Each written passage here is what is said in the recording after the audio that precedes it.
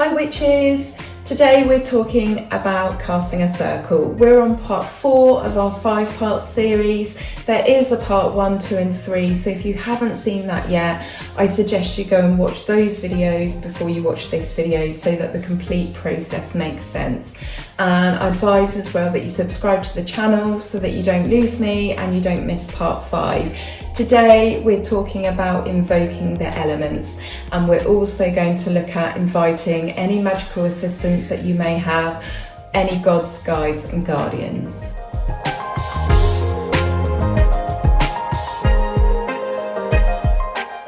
So welcome back everybody, thank you for watching, thank you for being here. If you don't know who I am, I'm Ren. I'm known as the Cemetery Witch because I live on a cemetery in the heart of England. So today we're casting a circle, we're continuing with that, we're on part 4 of 5. We've already looked at the history of magic circles, we have learned how to prepare ourselves, prepare the ritual space, and we've also drawn the magic circle. So at this stage in the proceedings we have a blank space, like a blank piece of paper, ready to fill with magical energy, and we do that primarily using the elements. And then after that we can then invite any gods, guides and guardians, any deities and any kind of magical assistant that we have a relationship with, and then we have time to do spells and rituals and things like that. And then in the last videos, the last video, there's one to come, I will be talking about the cakes and ale stage of the ritual, and then opening the circle, which is effectively finishing what you're doing. I don't want to say closing because it's a bit confusing. We open the circle. So first of all, we're going to have a look at the elements, and then I'm going to tell you how to actually invoke them. So all magical systems agree on the existence of 4 primordial elements: earth, air, fire and water. They make up and power the universe.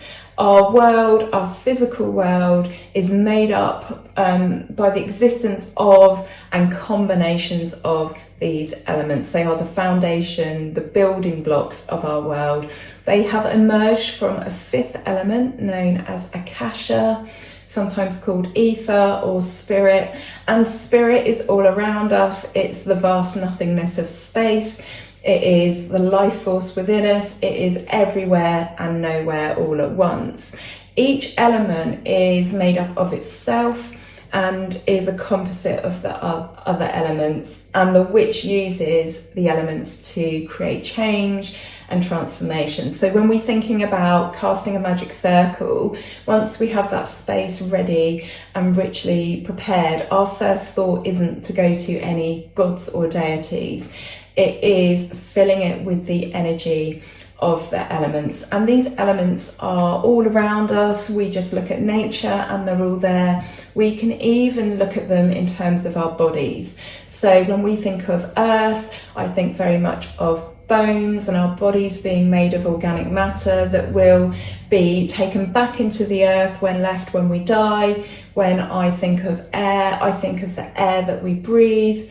When I think of fire, I think of those electrical impulses and messages that are sent from our neurons and from our brain and basically fire our nervous system. And of course water, we are made up of about 60% water. So there is no escaping the elements. They are all around us and they form the basis of the magician's work. They each have their own characteristics and qualities, and we ask them to come to our magic circle, to come into it.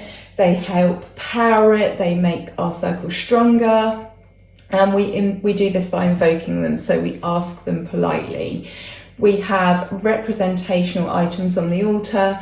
These are a visual aid. They are a reminder of the character and the qualities and the characteristics that these elements have. So they are a key core part of the magician's work, the witch's work.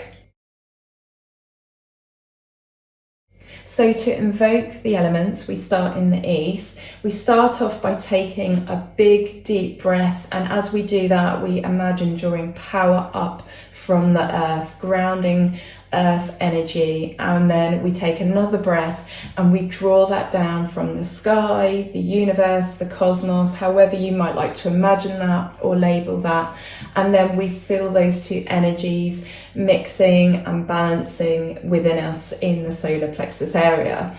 Then in a loud voice, we call upon the elements. So it's actually a really, really simple process. We start in the east, we take our deep breaths in, and then we call to the elements. So I call upon the guardians of the watchtowers of the east. I respectfully invite you, powers of air and east, to attend my circle. So this is just an example. You can word this in any way that you see fit.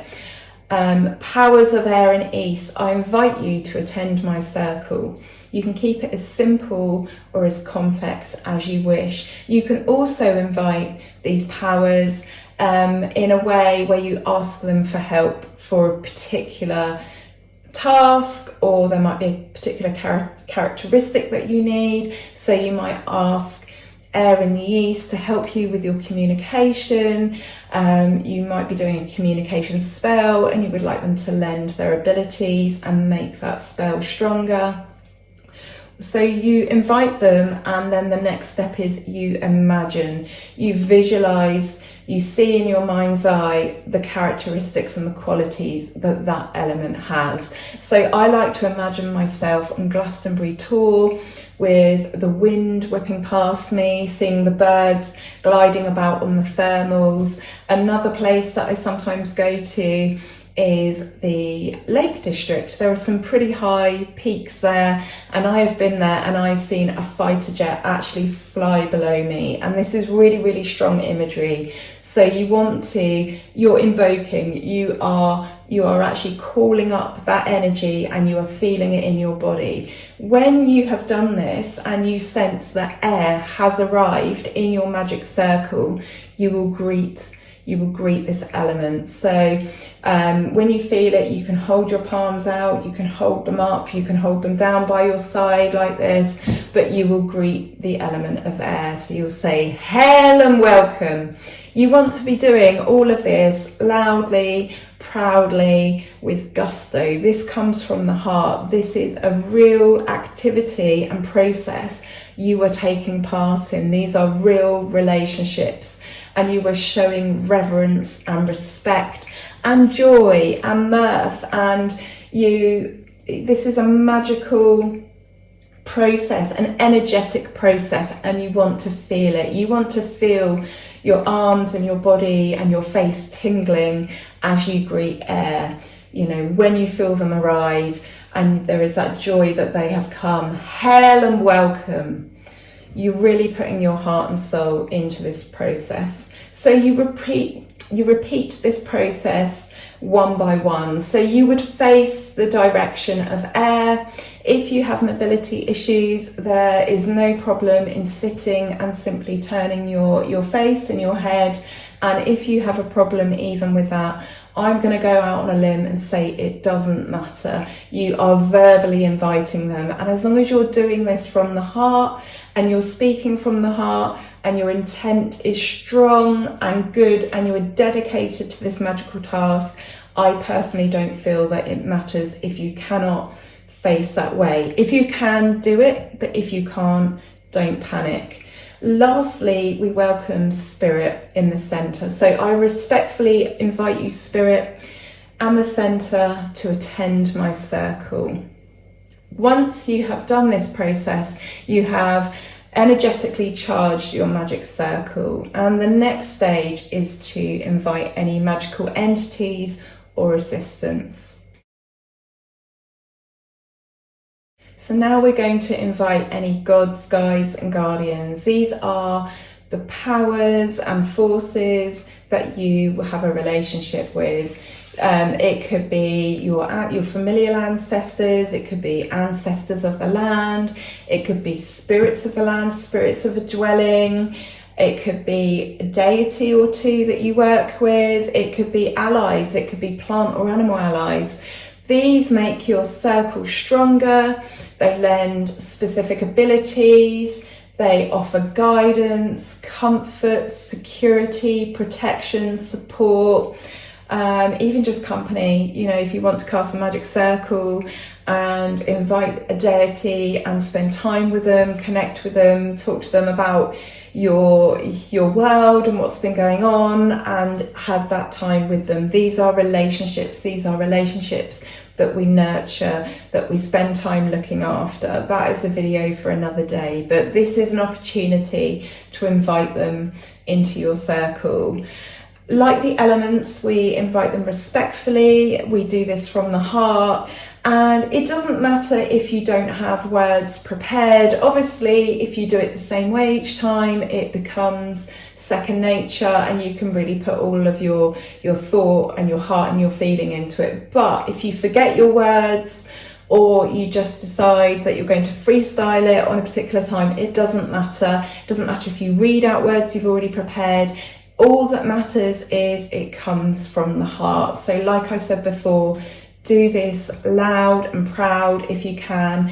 You know, when you cast a magic circle, you are doing so when you know that you are not going to be disturbed. Obviously, you can do things quietly as well from the heart, but it really is fantastic if you can do that and put everything into it. There is nothing better than, you know, loudly booming hail and welcome.